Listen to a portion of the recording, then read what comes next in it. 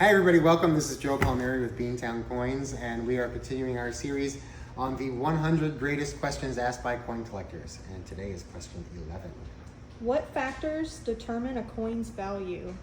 It's rarity, condition, and demand. So when you're looking at a coin, first of all, the value of anything in the world comes down to who wants it and why and how bad do they want it. Otherwise, it has no value. It doesn't matter if we're talking about a street lamp or a coin or your glasses, whatever. Everything you own has some value to someone or it isn't worth anything, right? So start with demand. It all comes down to that.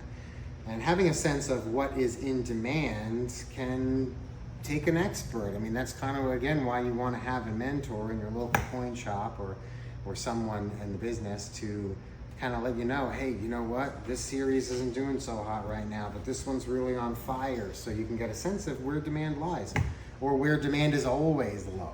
There are certain countries of the world that I have a running joke with some of the staff here. I just never buy that country because no one ever comes to me and says, do you have any coins from this country? They just don't ever do it. And if they never come to me asking for that, then there's no demand, right? So I could find what I call a shadow value out on the internet that says that, this coin is worth X dollars because someone said so.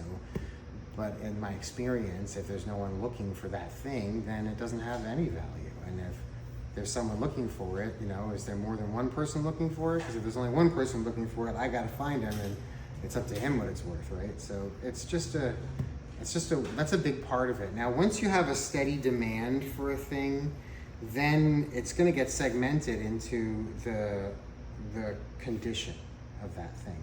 And when we talk about date, rarity just makes for less demand necessary.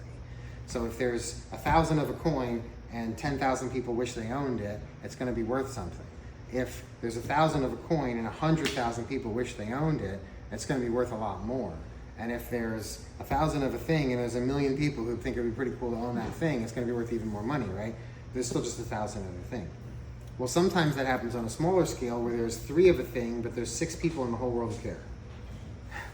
It doesn't add for a lot of value. It just doesn't matter. You need to have a lot more people wanting a thing than are available. On the other hand, there are coins that are relatively common. There may be tens of thousands of examples out there, but because more than 100,000 people want to own one, they're what we call conditionally scarce.